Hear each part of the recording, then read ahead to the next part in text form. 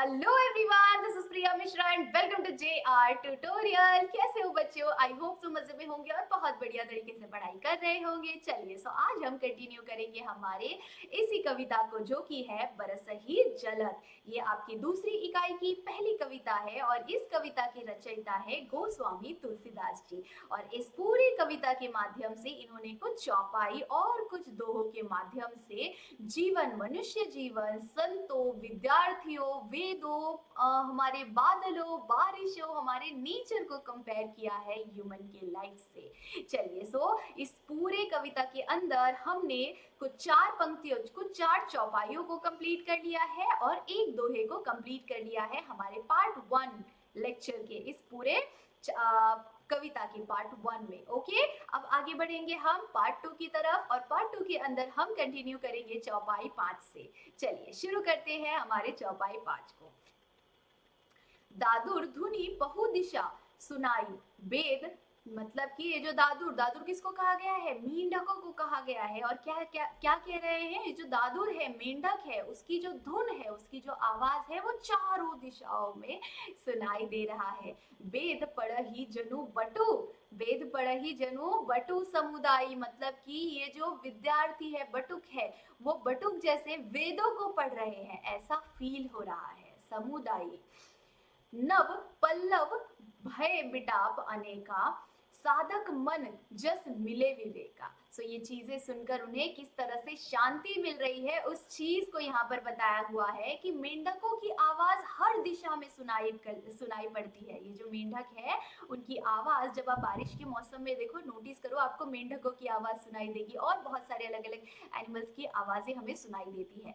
तो वो आवाजों को सुनकर हमें जो फील होता है उसकी तुलना की गई है कि जैसे कि विद्यार्थी वेद पढ़ रहे हो, इस तरह से हमें मेंढकों की आवाज सुनाई देती है। कि ये जो मेंढकों की आवाजें हैं वो हमें कैसी लगती है कि जैसे हमारे अभी के युग में जो विद्यार्थी है वो हमारे पुराने वेदों को पढ़ रही है।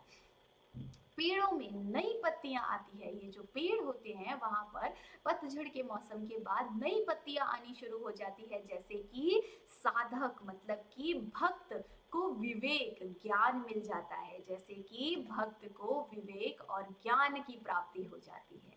आई होप सो आपको समझ में आ गया होगा कि इस चौपाई के माध्यम से कवि तुलसीदास जी क्या कहना चाहते हैं। कि जैसे मेंढकों की आवाज हमें सुनाई देती है, वो कितनी प्यारी लगती है हमें, जैसे ऐसा फील होता है कि जैसे छोटे छोटे बच्चे, छोटे छोटे विद्यार्थी वेदों का ज्ञान ले रहे हैं, वेदों को पढ़ रहे हैं। पेड़ों ये जो पेड़ होते हैं उसमें नई पत्तियां आती है, जैसे कि साधक, मतलब कि भक्त, विवेक, ज्ञान मिल जाता है, भक्तों को विवेक ज्ञान की प्राप्ति हो जाती है। आई होप सो आपको समझ में आ गया होगा। आगे बढ़ेंगे हमारे चौपाई 6 की तरफ। चौपाई 6 के अंदर हमें क्या बोला गया है? अर्क जवास पात बिनु भयो, जस सुजात खल उघम उघम गयम गयु, खोजत खोजत कतहु मिलत नाही धुरी, करई करई क्रोध जीवी धर्म ही धूरी। यहाँ पर हमें इस चौपाई के माध्यम से कवि तुलसीदास जी क्या कहना चाहते हैं कि कर्क, मदर और जवा पौधों के पत्ते झड़ जाते हैं। ठीक है, ये जो पत्ते, ये जो पेड़ है, इनके पत्ते झड़ जाते हैं, जैसे कि अच्छे साहन, जैसे अच्छे साहन में, मतलब कि जो अच्छी संगति होती है, अच्छे लोगों की संगति होती है, अच्छे लोगों के साथ रहने से दुष्टों की शक्ति समाप्त हो जाती है। ये जो दुष्ट व्यक्ति होते हैं वो भी अच्छे लोगों के साथ रहकर अच्छे बन जाते हैं, उनकी शक्ति, उनके अंदर जो ये दुष्ट वाली भावनाएं होती है वो भी शांत हो जाती है, हट जाती है उनके अंदर से। क्या बोला हुआ है कि मादर, कर्क, मादर और जवा पौधों के पत्ते झड़ जाते हैं, जैसे कि अच्छे साहन में, मतलब कि अच्छे संगति में दुष्टों की शक्ति समाप्त हो जाती है। कहीं भी कहीं भी धूल दिखाई नहीं देती, कहीं भी धूल दिखाई नहीं देती, जैसे कि धर्म क्रोध को दूर कर देता है, जैसे कि धर्म अगर किसी के अंदर है तो वो क्रोध को भी दूर कर देता है। ठीक है, किसी भी बुरी भावना को भी दूर कर देता है। आप देखोगे हमेशा जो अच्छे व्यक्ति होते हैं, अच्छे सज्जन व्यक्ति होते हैं, धर्म की राह पर चलना चाहते हैं, उनके अंदर ये जो क्रोध की भावना है, ईर्ष्या की भावना है, जलन की भावना होती है, ये सारी भावनाएं उनके अंदर से पूर्णतः हट जाती है। चलिए आगे बढ़ेंगे चौपाई 7 की तरफ। चौपाई 7 के अंदर हमें क्या कहा गया है? ससी संपन्न सोह मही कैसे, उपकारी को उपकारी के संपत्ति जैसे, निशि तम घन घन खगोत बिराजा, जनु दम्भिन्न कर मिला समाजा। इसका अर्थ है चांदनी रात में धरती बहुत सुंदर लगती है, जैसे कि किसी दयालु व्यक्ति की संपत्ति सबके काम आती है। जैसे कि कोई दयालु व्यक्ति है, उसके पास बहुत संपत्ति है और वो अपनी संपत्ति को दान कर देते हैं और वो बहुत लोगों को काम आती है। तो उस समय किस तरह का शांति हमें फील होता है, उसी तरह से जिस तरह की शांति हमें चांदनी रात में हमारी धरती, हमारा जो पूरा धरती है वो चांदनी रात में किस तरह से सुंदर दिखता है, उसी तरह से दयालु व्यक्ति की संपत्ति सबके काम आती है। ठीक है, आगे बढ़ेंगे। घने घने अंधकार में जुगनू ऐसे दिखाई देते हैं। घने अंधकार में ये जो जुगनू है वो ऐसे दिखाई देते हैं जैसे कि घमंडी लोगों का समूह, जैसे कि घमंडी लोगों का समूह। ठीक है, तो यहाँ पर हमें कवि क्या कहना चाहते हैं? कवि तुलसीदास जी कहना चाहते हैं कि चांदनी रात में हमारी धरती बहुत सुंदर लगती है, जैसे किसी दयालु व्यक्ति की संपत्ति सबके काम आती है। उस समय हमें जितना अच्छा फील होता है उसे कंपेयर किया गया है चांदनी रात से और दयालु व्यक्ति को कंपेयर किया गया है। ठीक है, घने अंधकार में जुगनू ऐसे दिखाई देते हैं। ये जो जुगनू है वो घने अंधकार में किस तरह से दिखाई देते हैं? जैसे कि कोई घमंडी लोगों का समूह हो। सो घमंडी लोगों के समूह की तुलना की गई है अंधकार में जो जुगनू दिखाई देते हैं हमें उससे। ठीक है, आई होप सो आपको चौपाई 7 भी समझ में आ गया होगा। आगे बढ़ेंगे चौपाई 8 की तरफ। कृषि निरावही चतुर किसाना, जिमी बहुत तजही मोह मद माना, देखित अत चक्रवाद खग नाही, कलही कलही पाई जिमी धर्म पराही। सो यहाँ पर हमें इस पंक्ति का अर्थ बताया हुआ है कि चतुर किसान खेती में लगे रहते हैं। ये जो चतुर किसान होते हैं वो खेती में लगे होते हैं, मतलब कि जो अच्छे दिमाग वाले किसान होते हैं वो बहुत अच्छी तरह से खेती बाड़ी पर ध्यान देते हैं। जैसे कि बुद्धिमान व्यक्ति मोह और घमंड को हमेशा के लिए छोड़ देता है। जो भी व्यक्ति अच्छे राह पर चलने के लिए जाता है वो हमेशा से अपने मन के अंदर की जितनी भी कड़वी चीजें हैं, जितनी भी कड़वाहट है, जलन, घमंड, ईर्ष्या, ये सारी चीजों को छोड़ देता है। बुद्धिमान व्यक्ति मोह और घमंड को हमेशा के लिए छोड़ देता है। ठीक है, किस तरह से? जैसे कि चतुर किसान खेती में लगे रहते हैं उसी तरह से। चक्रवात पक्षी दिखाई नहीं देते। चक्रवात पक्षी दिखाई नहीं देते, जैसे कि कलयुग में धर्म लुप्त हो गया है। ये जो चक्रवात पक्षी है वो हमें दिखाई नहीं देता। कैसे? जैसे कि कलयुग में धर्म पूरी तरह से लुप्त हो गया है। धर्म पूरी तरह से लुप्त मतलब कि गायब हो गया है, उस तरह से हो गया है। ओके, आई होप सो आपको समझ में आ गया होगा।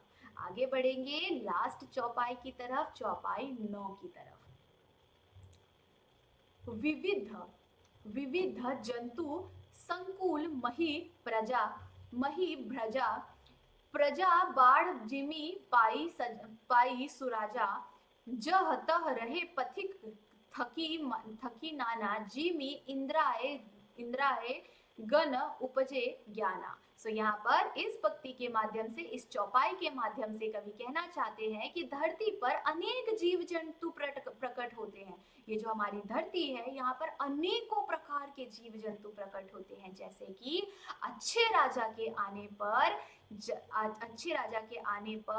जनता बढ़ती जाती है। अच्छे राजा के आने पर जिस तरह से जनता बढ़ती चली जाती है। कैसे? जैसे कि समझो कि आपके एरिया में कोई बहुत अच्छा नेता बन गया है। ठीक है, सो वहां पर क्या करेंगे, जो अलग अलग जगहों से भी लोग रहेंगे वो भी ज्यादा से ज्यादा कोशिश करेंगे कि हम उस एरिया में शिफ्ट हो जाते हैं, क्योंकि वहाँ के लोग, वहाँ के जो नेता है वो बहुत ज़्यादा अच्छे हैं, है ना। सो यहाँ पर धरती की तुलना की गई है, धरती पर जो जीव जंतु होते हैं उनकी तुलना की गई है अच्छे लोगों से, अच्छे राजा से, कि धरती पर अनेक जीव जंतु प्रकट होते हैं। धरती है जो हमारी धरती माता है, इस हमारी धरती पर अनेक प्रकार के जीव जंतु प्रकट होते हैं। कैसे प्रकट होते हैं? जैसे कि अच्छे राजा के आने पर जनता बढ़ती चली जाती है। रास्तों में थके हुए यात्री दिखाई देते हैं। रास्ते में जो थके हुए यात्री होते हैं वो कैसे दिखाई देते हैं? जैसे कि ज्ञान होने पर इंद्रियां शांत हो जाती है, जैसे कि ज्ञान की प्राप्ति होने पर हमारी जो इंद्रियां है वो पूरी तरह से शांत हो जाती है। जो रास्ते पर थके हुए पथिक होते हैं, मतलब जो रास्ते पर थके हुए लोग होते हैं, वो किस तरह से शांत कामली धीरे धीरे चल रहे होते हैं। वो कैसे दिखाई देते हैं? एकदम शांत काम दिखाई देते हैं, है ना। कैसे दिखाई देंगे? जैसे कि ज्ञान होने पर इंद्रियां हमारी शांत हो जाती है। आई होप सो आपको चौपाई समझ में आ गया होगा। चलिए आगे बढ़ेंगे दोहे की तरफ। दो दोहा दिया हुआ है लास्ट में, मतलब कि दोहे की दो पंक्तियां दी हुई है। पहला, कबूल कबूल प्रबल बल बल मारुत जह तह मेघ बिलाही, जिमी कपूत के जिमी कपूत के उपजे कुल सधर्म सधर्म नसाही। इसका अर्थ है, कभी तेज हवा चलने पर बादल इधर उधर भाग जाते हैं। जब बहुत तेज हवाएं चल रही होती है तब बादल कैसे इधर उधर भाग जाते हैं, इधर उधर दिखाई पड़ जाते हैं, मतलब इधर उधर चले जाते हैं, है ना। इकट्ठे बादल रहेंगे, वो बहुत जोर की हवा आती है तो वो इधर उधर बिखर जाते हैं। जैसे कि दुष्ट संतान के कारण कुल का धर्म नष्ट हो जाता है। जैसे कि किसी एक हमारे पूरे घर के अंदर, हमारे पूरे कुल के अंदर एक भी अगर नालायक व्यक्ति हो गया तो उसकी वजह से पूरे कुल का नाम नष्ट हो जाता है, नाम बर्बाद हो जाता है। उसी तरह से यहाँ पर हमें बताया हुआ है। ओके, आई होप सो आपको समझ में आ गया होगा कि तेज हवा के कारण जैसे बादल इधर उधर भाग जाते हैं, उसी तरह से जैसे कि दुष्ट संतान के कारण कुल का धर्म नष्ट हो जाता है। आगे बढ़ेंगे हमारे लास्ट दोहे की तरफ। लास्ट दोहा क्या कह रहा है हमें?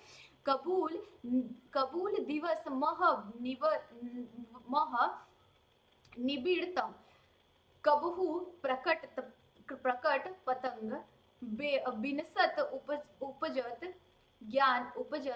ज्ञान जिमी पाई कुसुंग सुसंग। इसका अर्थ है, कवि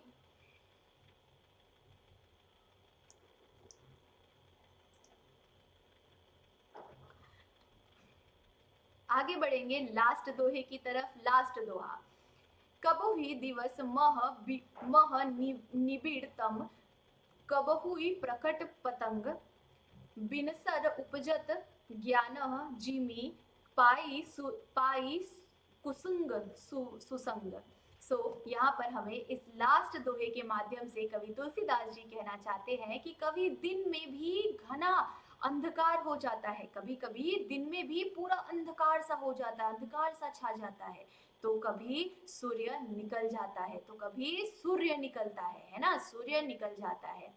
जैसे कि बुरा या अच्छा संग, मतलब कि बुरी और अच्छी संगति मिलने पर ज्ञान नष्ट या उत्पन्न हो जाता है। कितना सुंदर अर्थ कहा गया है कि कभी कभी आप देखोगे कि कुछ अच्छे लोगों के साथ में जुड़कर आप बहुत ज्यादा अच्छे बन जाते हो, और कभी कभी हम किसी बुरे व्यक्ति के संग में जुड़कर, बुरे व्यक्ति की संगति पकड़कर पूरी तरह से अपने आप को बर्बाद कर देते हैं।